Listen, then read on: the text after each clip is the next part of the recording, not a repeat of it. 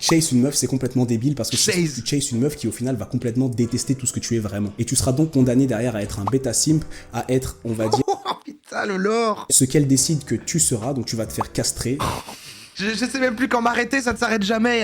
Il y a des trucs toutes les secondes. Si tu continues à chaiser la meuf, tu vas être un bêta simp et elle va te castrer. Non mais par contre, derrière tout ce qu'il dit, il est en train de dire sois naturel, frère. Bonjour ou bonsoir à toutes celles et ceux qui nous regardent en replay. Si vous voulez un jour rejoindre la team live, vous êtes les bienvenus tous les mardis, jeudis et dimanches soirs dès 21h. Bonne rediffusion. Si je vous dis hypergamie, alors moi mon a priori c'est que c'est ce qui vient justifier, en fait c'est comme dire le fait qu'il y ait des michtos, pour reprendre leur terme, eh bien c'est en fait la juste nature des choses. Et voilà, c'est ça qu'on dit même l'hypergamie féminine. Je crois que c'est le principe quand une femme cherche un homme riche. J'ai l'impression que c'est ça. De ce que j'ai cru comprendre, c'est ça en fait. Je pars avec cette idée-là. Alors voilà, maintenant c'est, est-ce qu'en fait ça décrit un truc qui existe, c'est-à-dire juste le procédé de quand quelqu'un, je ne sais pas moi, quelqu'un de pauvre vise d'office quelqu'un de riche, je n'en sais rien. Il y a un truc de classe sociale que voilà. Est-ce que ça en fait ça existe, mais ça a été déformé par les masculins de vraiment c'est comme ça que sont toutes les femmes, ou est-ce que de toute manière tout est inventé? Je n'en sais rien, c'est ça qu'on va voir déjà. Hypergamie, 2 points, le secret bien gardé des femmes. Je sais que juste la voir et l'entendre. Salut à tous, c'est Thaïs. Bonne nuit à ceux qui y vont, mais sinon c'est parti. Salut à tous, c'est Thaïs. Non mais je sais qu'en fait au fond vous aimez bien la voir, c'est des émotions fortes. Regardez, analyse des émotions du chat. En fait voilà, c'est comme un grand 8. Vous choisissez l'ours ou Thaïs? Vous êtes un homme? Non. L'hypergamie, c'est le mécanisme à comprendre à tout prix si vous ne 17 secondes hein, quand même. voulez pas vous faire larguer du jour au lendemain sans rien comprendre à ce qui vient de vous arriver. Je n'avais pas du tout vu venir cette annonce de divorce. Ah oui, j'ai la ref là, le roux, oui. Et si vous êtes une femme, c'est un aspect de votre personnalité que vous devez maîtriser si vous ne voulez pas finir célibataire à 30 ans. Ok. Prenez un verre d'eau et préparez-vous à avaler la pilule rouge parce qu'aujourd'hui, on va se confronter au monde impitoyable de la sélection féminine dans les relations hommes-femmes. Donc encore le truc, l'idée de marché, etc. Après, cette idée-là, indirectement, on l'a déjà entendu quand on a fait d'autres thèmes liés à ça. C'est cette notion que l'homme doit avoir des ressources et la femme, du coup, choisit l'homme en fonction de ça. Et elle, voilà, et lui, en fait, il amène l'argent, il provide la sécurité par l'argent, etc. Et vrai homme fait en sorte que femmes ne doivent plus travailler. Et elle, en échange, elle, je sais pas, elle fait la tradwife, elle fait le ménage et voilà, et le sexe, quoi. L'hypergamie, c'est quoi? C'est Ouais. la tendance, surtout observée chez les femmes, à chercher un partenaire qui soit supérieur à elle. Donc c'est une grosse explication théorique pour dire oui, les michtos existent, mais est-ce qu'on arrive à un stade où certains masculins sont en train de dire ça existe, mais en fait c'est normal, acceptez-le. Car j'ai l'impression que c'est ce que va dire la deuxième personne qu'on va voir après. En général, une Ouais. caissière ou une employée de bureau ne rêve pas de se mettre en couple avec un caissier ou un employé de bureau comme elle. Elle cherche un homme plus diplômé et plus favorisé économiquement. Qui ici est en couple avec quelqu'un de beaucoup plus riche? L'hypergamie, c'est ça. Autrement dit, c'est l'idée selon laquelle les femmes ne recherchent pas un homme qui soit leur équivalent dans la société, mais au contraire, un homme qui soit le plus possible au-dessus d'elles. Ça mérite un sondage en fait. Du coup, ça veut dire que vous êtes hypergame. Vous êtes hypergame? Oui. Si vous mettez oui, ça veut dire que votre conjointe est une classe sociale et richesse supérieure. Et si jamais vous mettez non, ou alors vous mettez je suis seul. Ce n'est pas le cas pour les hommes. Il y a un paquet d'études qui montrent que le critère principal d'un homme lorsqu'il choisit une femme, c'est son attirance physique. Jeunesse, taille de poitrine, taille de hanche, etc. Voilà. D'un côté, les hommes c'est l'argent, les femmes c'est les gougouttes. Pour lui, ses diplômes ou son salaire n'ont pas vraiment d'importance. C'est donc un trait typiquement féminin. Mais pourquoi les femmes ont-elles ce comportement hypergamique? Un indice, ce n'est pas la faute du blanc triarcat hétéronormatif. Les causes sont multiples et sont profondément ancrées dans la biologie et la psychologie humaine. Déjà, les chasseurs-cueilleurs, les femmes allaient près des hommes qui avaient ramassé le plus de baies. Déjà, je n'en reviens pas que ce soit politiquement incorrect de dire ça, mais Ouh là là! Elle va dire une dinguerie, c'est parti. les femmes sont plus faibles que les hommes. Je m'attendais à pire. Alors, je suis seul, qu'à gagner. Mais franchement, n'ayez pas honte de ça. Par contre, ici, on n'est pas là, voilà. Mais non, quand même 10% oui. Et bon, ça peut être une coïncidence. Seulement 10% oui, ça ne prouve pas la tendance hypergamique des femmes. Je vais lui demander directement, en fait. Salut Thaïs, est-ce que c'est réel que l'hypergamie existe, l'hypergamie féminine, c'est-à-dire que les femmes cherchent naturellement des hommes riches? Ça veut dire que les michtos existent ou est-ce que c'est un peu un gros truc de mascu? L'hypergamie L'hypergamie est une théorie qui suggère que les femmes cherchent à se mettre en couple avec des hommes ayant un statut socio-économique plus élevé. Cependant, c'est un concept controversé et souvent critiqué comme étant réducteur et simpliste. Il y a des études qui montrent que les critères de choix de partenaires sont variés et ne se limitent pas à la richesse. Le stéréotype des michtos est donc largement exagéré et ne reflète pas la complexité des relations humaines. C'est souvent utilisé de manière caricaturale, notamment dans certains discours masculinistes. Ok. Oui, bah, c'est pas mal, c'est plutôt tout dit. Ça la rend sceptique, là, elle souffle, Thaïs, évidemment. Elle dit, bah, ça nique toute ma vidéo. J'ai envie de dire good for them, go get that money, girl. Et bah, justement, c'est là que c'est intéressant, parce qu'après, il y a une vidéo premier degré qui va peut-être être un peu. Alors, c'est lui qu'on va aller voir après.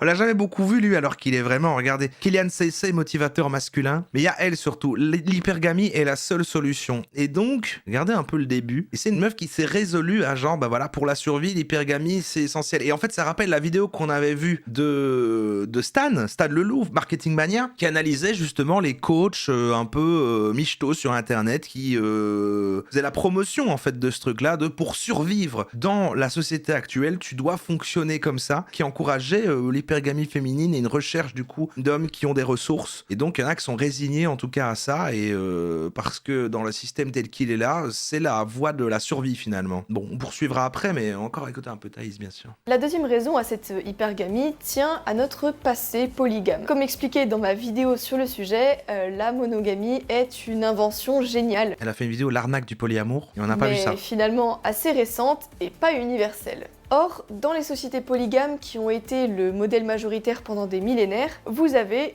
une minorité d'hommes en haut de la pyramide. Ces hommes s'accaparent des femmes de leur niveau, mais aussi des femmes d'un niveau social inférieur. Donc, les femmes moyennes se retrouvent avec des hommes d'élite. Résultat, les femmes intériorisent le fait qu'il est normal de choisir des hommes qui soient supérieurs à leur niveau. On peut s'attendre donc à ce qu'au cours de millénaires d'évolution psychologique, les femmes hypergames tendent à remplacer les femmes non hypergames, car celles qui sont hypergames se reproduisent plus et plus facilement. Et donc aujourd'hui, même si la polygamie a disparu, enfin pas chez tout le monde, mais en tout cas chez les occidentaux. Enfin mais Thaïs quand même à un moment, quand même sur YouTube quoi. Elle ne cessera jamais de surprendre. Hein. Elle rappelle de temps en temps, parce qu'à genre oui ma chaîne c'est pour les masculins et machin, mais elle rappelle de temps en temps, n'oubliez pas qu'à la base dans mon origin story c'est d'abord le racisme. Si je veux absolument acheter une voiture de luxe et aucune autre, alors le vendeur peut se permettre de faire exploser le prix. Et si c'est trop cher pour moi, il trouvera un autre acheteur très vite. Eh bien, dans les relations hommes-femmes, c'est un peu pareil. Puisque la femme est moins intéressée par la transaction, elle n'a pas de raison de faire ce genre de compromis. Elle peut même faire valoir des exigences supplémentaires, c'est-à-dire faire exploser le prix. Peut-être que Rara est avec moi pour l'argent de Oli en fait. Peut-être qu'elle est là pour ma thune. Maintenant que vous savez ce qu'est l'hypergamie et que vous savez d'où ça vient, vous comprenez ce que recherchent les femmes chez un homme. Finalement, elles veulent quelqu'un qui soit au sommet, c'est-à-dire quelqu'un qui exalte de la puissance, quel que soit le sens qu'on donne à ce mot, puissance physique, économique, le pouvoir, charismatique, etc. La télé vous a menti. Les filles ne recherchent pas un homme déconstruit, féministe et cool. Je suis féministe. Pardon, j'ai jamais vu cette séquence, c'est quand même marrant. C'est qui lui? Pardon, mais c'est parce que c'est hors contexte, elle a réussi à rendre ça marrant comme.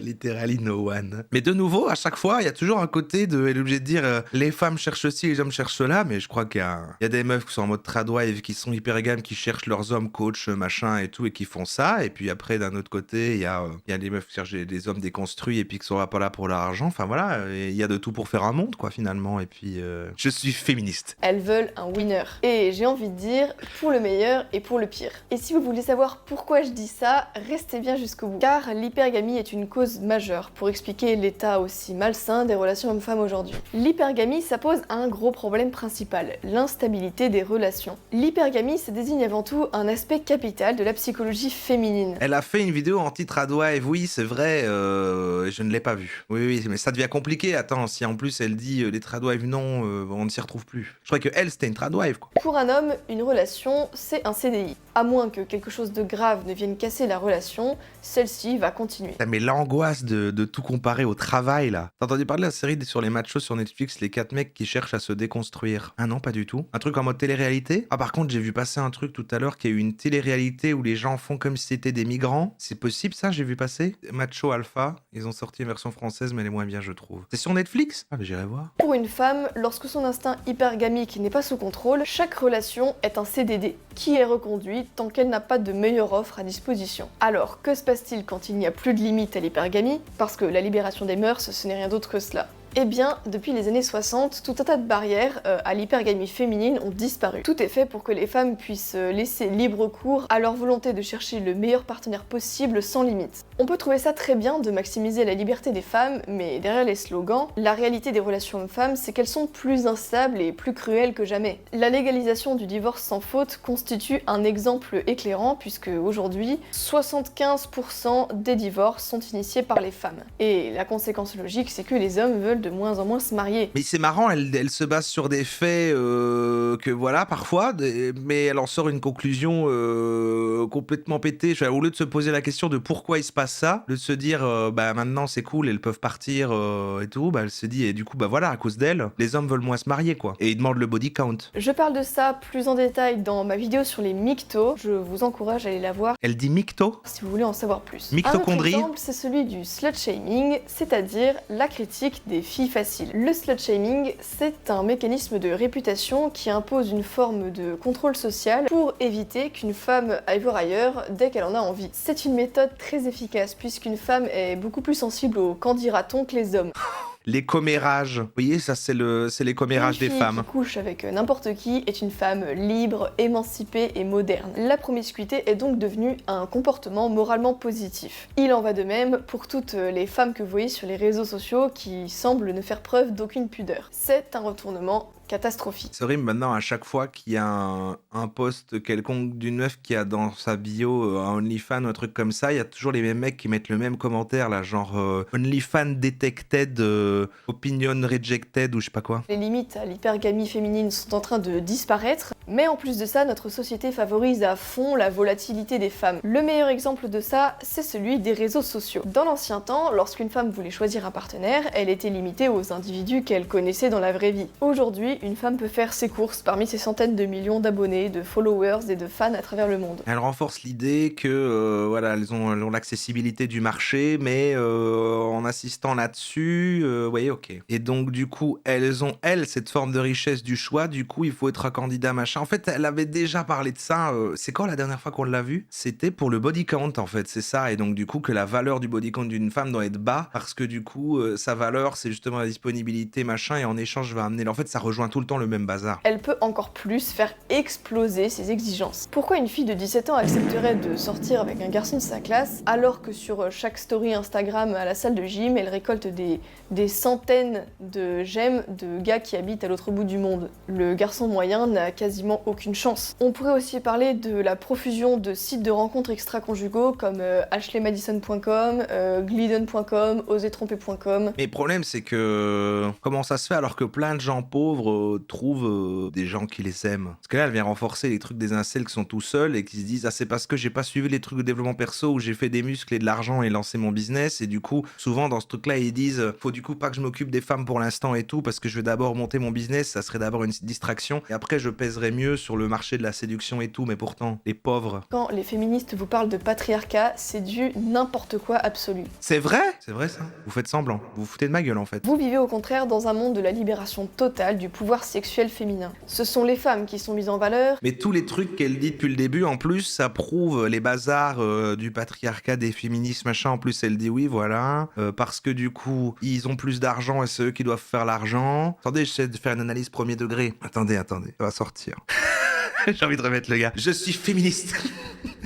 C'est qu'en fait pour elle c'est encore plus une fatalité que pour les personnes qui luttent contre, genre oui le patriarcat existe et en fait on ne peut même pas changer ça et c'est pour ça qu'il faut faire l'hypergamie. C'est ça qu'elle dit en fait. L'ironie du sort, c'est que les femmes les moins hypergames n'y trouvent pas leur compte. Elles sont ultra encouragées à participer à une compétition globale sexuelle qu'elles ne peuvent pas gagner, c'est-à-dire à devenir les plus hypergames possibles sous la pression sociale. Alors que ces femmes, elles souhaitent plutôt se trouver un homme pour une relation stable, plutôt que de cultiver une galaxie de prétendants qui tournent autour d'elles en permanence. Ce que je viens de vous dire, ce n'est certainement pas politiquement correct, mais en tant que femme, on peut difficilement m'accuser de misogynie.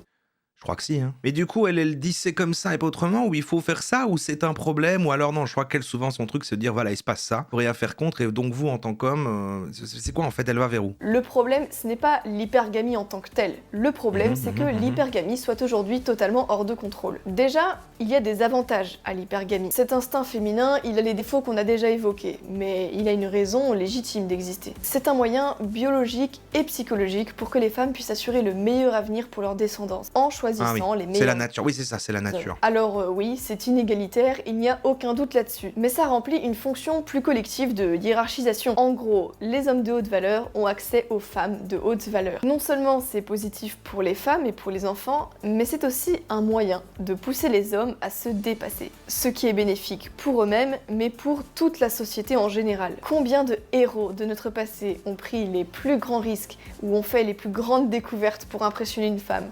Je sais pas. Tous les artistes, musiciens et autres. Mais ça se contredit, là, ils ont pas envie d'entendre ça. Les masculins, là, ils sont genre, non, moi je fais pas ça pour les femmes, je me développe et tout, machin, je veux pas me dépasser pour... Et puis, comme on l'a vu, les hommes ne sont pas intéressés par le statut socio-économique de la femme. Donc, pour un Tout ce qu'il faut, les gougouttes. homme, se retrouver avec une femme moins riche, ce n'est pas un problème, tant qu'elle est attirante et qu'elle est suffisamment stable pour fonder une famille. Bonne, body count bas, et qu'on peut garder sous le contrôle. En faisant en sorte qu'elle a pas travaillé, reste à la maison. Pour ça, il faut avoir l'argent pour l'entretenir. Et c'est marrant, parce... ouais, enfin, c'est pas marrant, mais je suis perdu, parce que, bon, tout ça, elle l'a déjà dit dans un autre truc. Et du coup, ça, c'est un fait que plein de gens fonctionnent comme ça, et en fait, des gens luttent pour justement changer ces choses-là. Elle dit, en fait, c'est comme ça, c'est la nature, mais du coup, le truc est là, donc le truc pour lequel les gens luttent existe bel et bien, contrairement à ce que je dis, mais en fait, on peut rien faire contre. Tout est foutu, quelles sont les solutions? Ah, voilà, juste ça, pardon. C'est de reconstruire sur un modèle basé sur l'hypergamie modérée et la monogamie. Ça veut dire deux choses. Admettre que les femmes sont hypergames et que ça ne changera pas, réaffirmer des lois, des coutumes. C'est comme ça. Je crois que c'est un peu ce que va dire le Kylian après. C'est le côté, on pourrait se dire, ouais, lui en fait, l'hypergamie expliquée, les règles du jeu de l'alpha, avec men going their own way, il y a tout. En fait, c'est vrai qu'il y a tout un pan des mascus qui est pas sûr, ouais, les meufs c'est des michtos, leur faites pas confiance et tout. C'est oui, c'est des michtos, mais c'est comme ça. C'est ainsi que marche la nature humaine. Et du coup, il faut être au courant de ces règles et jouer selon ces règles, quoi. Il y a des nouveautés à notre époque, comme le divorce sans faute, l'état-providence, les réseaux sociaux, et tous ces facteurs rendent la chose plus compliquée. Ça sonne bien l'état-providence, j'ai jamais compris ce que ça voulait Mais dire. on peut quand même s'inspirer des modèles du passé en les réactualisant à l'époque actuelle. L'hypergamie est, moi femme, je me dois d'être moins que toi homme, ainsi homme est valorisé et femme soumise. C'est les règles pour qu'elle ait accès à l'argent sans travailler, en partant de l'idée que c'est l'envie littéralement de chacune du coup d'être entretenue, quoi. Après moi j'aimerais bien être entretenue. Moi je veux bien être hypergame, c'est juste que j'ai jamais eu l'occasion, mais là si demain, si j'ai rencontré Rara, qu'elle est millionnaire, puis qu'elle m'entretient, et en échange je dois faire la cuisine et le ménage, ok. Mais c'est vous qui m'entretenez, c'est vrai qu'en fait, c'est vrai que c'est vous à la place. En fait, je suis hypergame de vous. La culture traditionnelle apprenait aux hommes à être masculins et virils, et aux femmes à être féminines. Et tout se casse la gueule aujourd'hui, tout se casse la gueule. Avant c'était si simple, quoi. Mon obsession, c'est la renaissance de notre civilisation.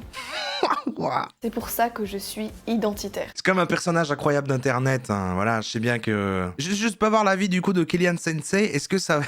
il va peut-être être moins pire. Alors, il y avait 2 vidéos de lui, je savais pas laquelle mettre, parce que du coup, il en a fait une là. Hypergamie féminine, on revoit les bases pour les nouveaux. La nature féminine, l'hypergamie expliquée. Bon, celle-là est plus courte. Mais dans celle-là, au début, il monte ses muscles, ça avait l'air rigolo aussi. Ça commence comme ça. Hey.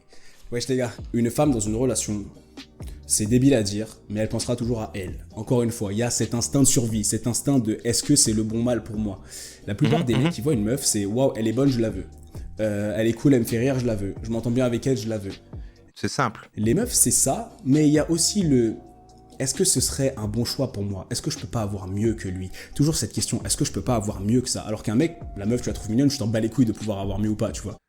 Je crois pas. Je pense que le vrai truc, c'est de dire qu'il y a juste des gens qui parfois sont dans un truc de recherche du mieux et d'autres qui sont, voilà, indépendamment de leur genre. Je pense qu'en fait, il y a juste des gens qui ont cette volonté-là parce que c'est dans leur personnalité. Mais si on devait... Je suis sûr que s'il y avait des chiffres, l'impression que les hommes seraient plus dans une recherche du mieux, non? Tu vois là, c'est elle, c'est comme ça, elle est là, donc c'est elle, tu vois. Une meuf, c'est que t'es là, donc c'est toi, mais ici il y a possibilité d'avoir mieux, elle garde toujours les yeux ouverts. C'est, encore une fois, l'instinct de survie, l'hypergamie, pour pouvoir assurer à ses petits la meilleure vie possible derrière, avoir le mâle le plus dominant, le plus alpha, le plus à même de la sécuriser, de lui apporter les richesses, la protection, la sécurité, etc., etc. Donc l'hypergamie est naturelle, il faut pas en vouloir aux femmes. En vouloir à une femme d'être hypergame, c'est comme en vouloir à un chien d'aboyer, frère. Attends. On va dire que demain, deux gars sont exactement pareils, ont le même prénom, c'est des jumeaux si tu veux, c'est des jumeaux, c'est le même mec. Ouais, les jumeaux ont souvent le même prénom. C'est le clone du même mec, tu vois. Le cloning. Il y en a un, il est beau, riche, musclé, gentil, l'autre il est beau, riche, musclé, gentil, jusque là tout va bien, mais il y en a un qui a un compte en banque plus élevé que l'autre. Bah, quand elle aura face à elle un gars qui a le compte en banque plus élevé, elle va aller vers lui. Mais là, t'es en train de dire c'est des clones. T'es en train de mettre toutes les conditions pour qu'il n'y ait aucune différence sauf l'argent. Donc, bah non, c'est le hasard de qui elle va croiser en premier. J'aime tellement découvrir ces lores-là, quoi. Le problème, c'est quand tu trouves un mec qui est là pour toi, qui t'aime pour de vrai, qui te trouve vraiment belle, même quand t'es pas maquillée, etc., qui te soutient dans tes projets, etc., etc. Même quand t'as l'air malade. Oui, quand il dit c'est la nature, oui, c'est ça. Tu soulèves un bon point quand il dit c'est la nature, et après il parle de l'argent, genre le système de l'argent, l'économie, c'est dans la nature. Prochain date, amenez vos 3 dernières fiches de paie. Hein. C'est comme louer un appart. Hein. Bon, je sais que c'est pas la meilleure communauté pour demander ça, parce que en fait, je pense que ces gens existent, hein, hommes et femmes, voilà. Et du coup, ils sont entre eux, donc voilà. Et ici, en fait, non. Mais est-ce que de la même manière qu'un mec qui demande le body count, parce que c'est arrivé à certaines personnes d'entre vous, est-ce que c'est déjà arrivé à des mecs ici qu'une meuf vous demande combien vous gagnez comme validation de voir si c'est ok de voilà. Est-ce que vraiment ça vous est arrivé? Ah, ça mérite peut-être un sondage. Oui, sans même préciser homme-femme, je mets juste. On vous a déjà demandé combien vous gagnez comme critère de relationning. Oui, non. Comme à proprio, quoi. Oui, j'ai habité en Chine. On avait vu un reportage sur les femmes chinoises qui machin. En tant qu'homme, nous, notre objectif, c'est de casser l'hypergamie féminine. Qu'est-ce que ça veut dire? Pas de la casser, mais de la hacker presque. C'est-à-dire que tu sais comment elle fonctionne. Donc, si tu veux avoir toutes les femmes qui se battent pour toi, alors je vais pas dire toutes parce que c'est complètement inutile, mais si tu veux avoir des femmes qui sont quand même belles, sexy, intelligentes, etc., qui veulent aller vers toi, et ben il va falloir aussi avoir, tu vois... Belle, sexy, intelligente, etc. Du niveau. Donc, bah, vu que tu sais que l'hypergamie fonctionne vers le haut, c'est-à-dire qu'elles vont toujours regarder le plus haut possible, bah il faut que tu sois le plus beau possible, il faut que tu sois le plus, pas le musclé possible, mais le plus esthétique possible, le plus classe possible sur tes vêtements aussi. Et on a l'origine de tous les mouvements du développement personnel mascu qu'on entend avec c'est pour ça que tu dois lancer ton business en ligne et aller à la salle. Hein. Et ils disent souvent ignorer les meufs, les gars et tout machin, mais c'est juste parce qu'il faut d'abord, de toute façon ça te servira à rien, il faut d'abord atteindre ce statut-là pour que ce soit du temps bien investi après et puis trouver ta femme, quoi. Ah ouais, on est quand même à 92% de non. Ça veut pas dire que c'est de généralité, hein, voilà, vous êtes en tout haut que... Social, voilà, quand même stylé, que tu sois pas entouré que de clochards et de gens débiles, voilà, parce que cette meuf, elle va devoir rentrer, tu vois, dans ta vie, dans cette nouvelle vie que tu vas lui apporter aussi, parce que quand tu mélanges ton énergie et la sienne, bah, les choses changent de ton côté, mais ça change aussi de son côté, tu vois, donc est-ce qu'elle va se laisser prendre dans le filet pour justement, derrière, être dans ton cercle social? Est-ce qu'elle kiffe tes passions? C'est pour ça que quand c'est toi bah, c'est un bordel, quoi. Qui veut chase une meuf, c'est complètement débile parce que tu chase une meuf qui au final va complètement détester tout ce que tu es vraiment. Et tu seras donc condamné derrière à être un bêta simp, à être, on va dire... Oh putain, le lore! Ce qu'elle décide que tu seras, donc tu vas te faire castrer. Je sais même plus quand m'arrêter, ça ne s'arrête jamais.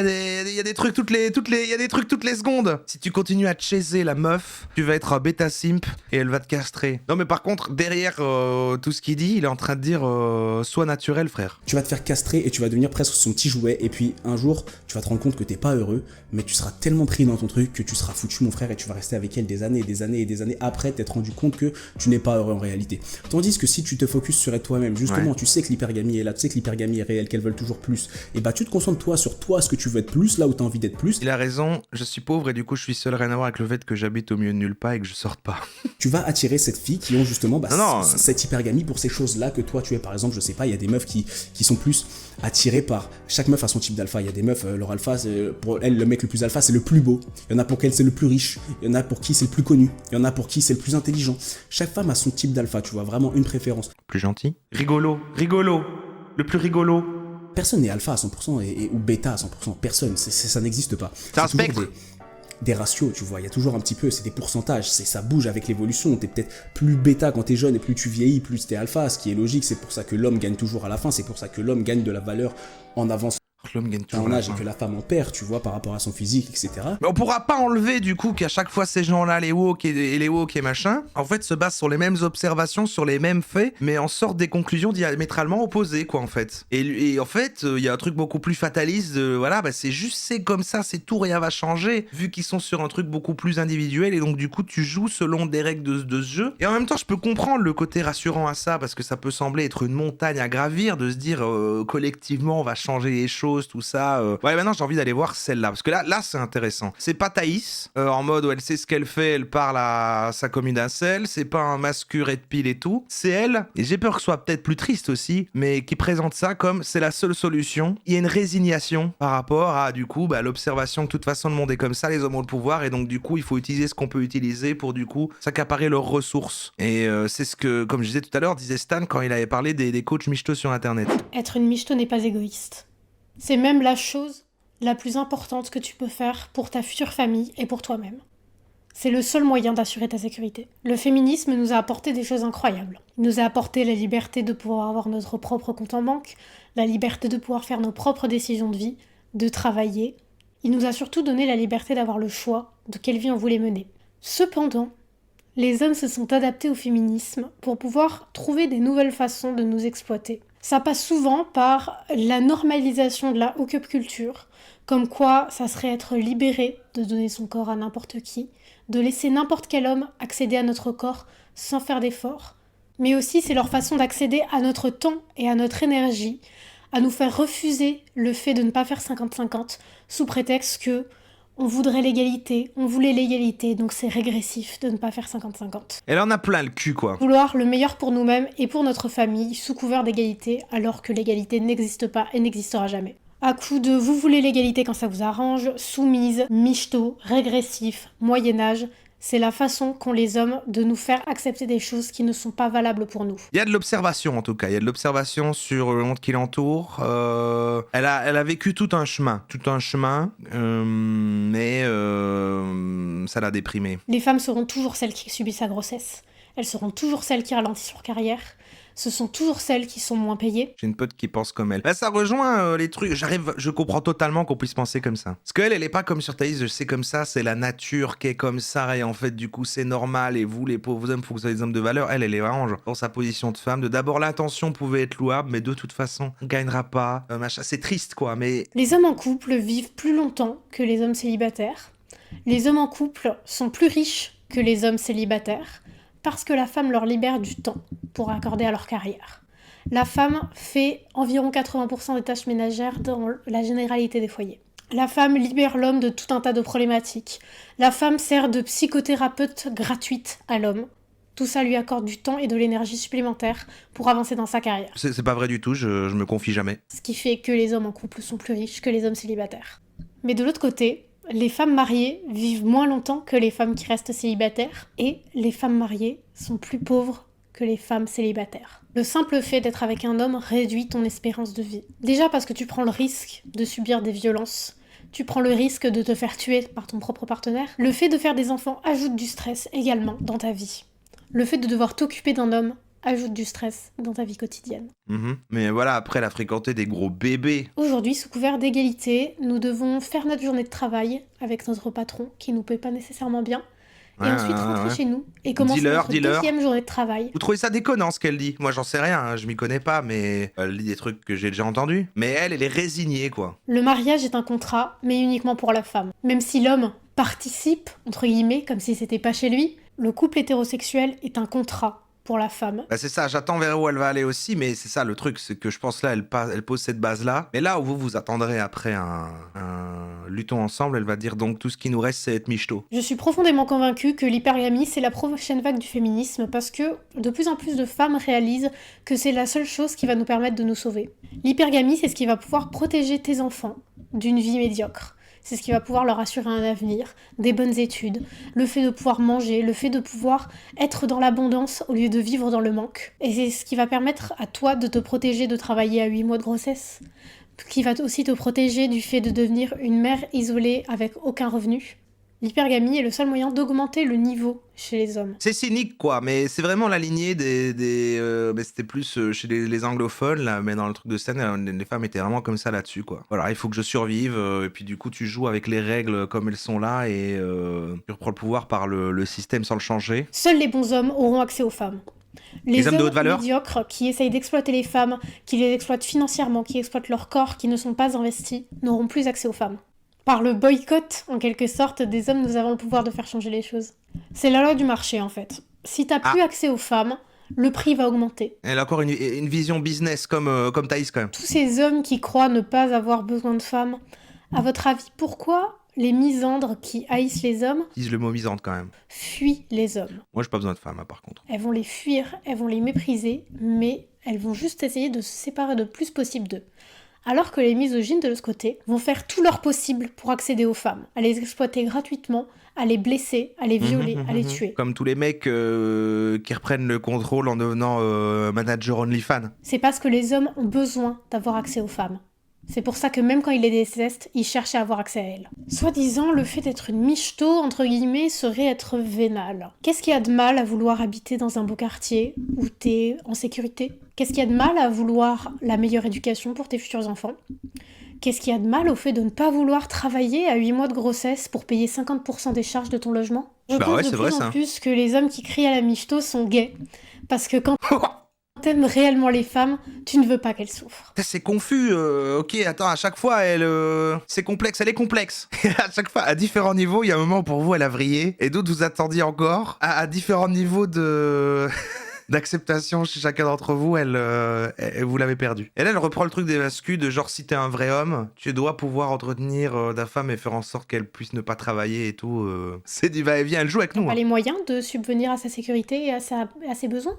Vouloir lui faire payer 50% de tout, ne même pas l'inviter au restaurant, vouloir toujours tout faire très transactionnel, très divisé, très quantifié, c'est ne pas la valoriser. Beaucoup de ces hommes cherchent juste une femme à accès facile avec un investissement minime. Comme ça, ils n'ont rien à perdre. Ils cherchent juste une femme, voilà, pour le moment. Et un mélange de plein de trucs. Ça me semble réfléchi quand même, mais en même temps, est-ce qu'elle régurgite un discours qu'elle a entendu? Je sais pas. Moi, je trouve que ça a l'air réfléchi, mais c'est une tradwife blasée. J'ai l'impression que c'est plus une féministe blasée qui en devient tradwife. C'est pas la femme de tes rêves.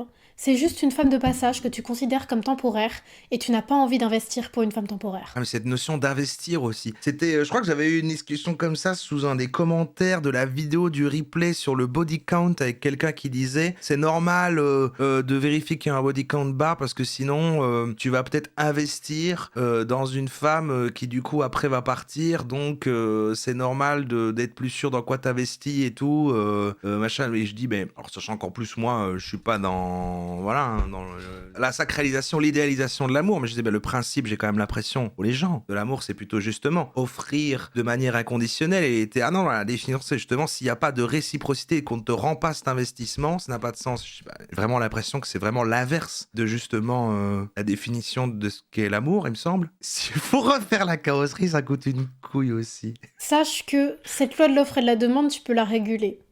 Tu peux décider de couper accès à l'offre. La demande sera toujours la même.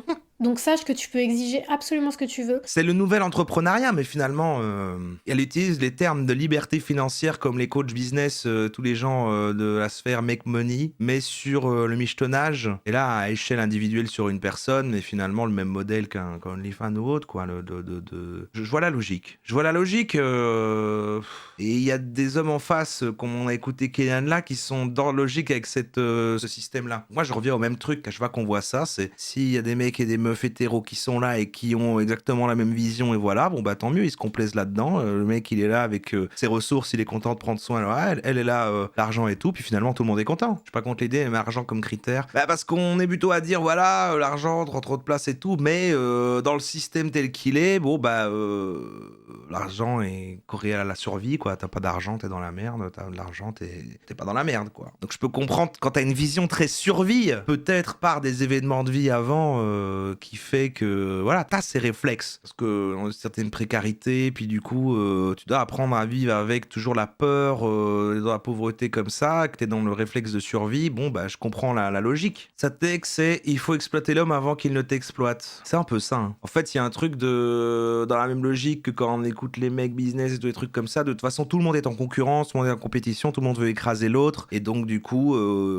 il faut être vigilant par rapport à ça et garder le contrôle en faisant croire qu'il a le contrôle. J'encourage toutes les femmes, quelle que soit votre décision de vie, à assurer vos arrières par des études, des expériences professionnelles, des contrats très précis de mariage et de, en cas de divorce, comment ça se passe. Ouais, mais ça c'est vrai aussi. Bah ouais, non, mais après voilà, il faut se protéger. Mais parce que voilà, aussi, ça va être diaboliser une vision négative de après, machin, je sais pas quoi, tu te maries, et puis après, en fait, du coup, les gens trop attentifs au contrat de mariage, mais en fait, il faut penser. Penser à la fin, faut penser à l'après, faut être préparé à toute éventualité. Ça, c'est aussi juste être pragmatique, quoi. Ça n'enlève pas la magie des choses. Je comprends. Bon, on a la moitié, et le problème, c'est que ça boucle un petit peu. On a compris l'intention, elle est un peu entre les deux, elle prend un truc réel, je vois l'idée. Elle dit les termes, mais elle en sort un truc qui pourrait être un peu résigné, un peu scénique, quoi. Et en même temps, je peux comprendre cette façon de penser, cette vision du monde. Moi, du coup, j'ai pas à être comme ça parce que j'ai plein de privilèges, mais je crois que je pourrais être comme ça si je subissais une quelconque oppression, quoi. Je pense pas que j'aurais l'optimisme nécessaire. Je pense que je pourrais être comme ça. J'arrive à comprendre. Elle parle comme une tante qui a subi son 4e divorce. C'est un peu réel. Mais c'est triste. Et on va finir là-dessus. Allez, salut. Mais non, pas du tout. On va finir quand même sur un petit Dramatize Me. Il nous reste un petit peu de temps.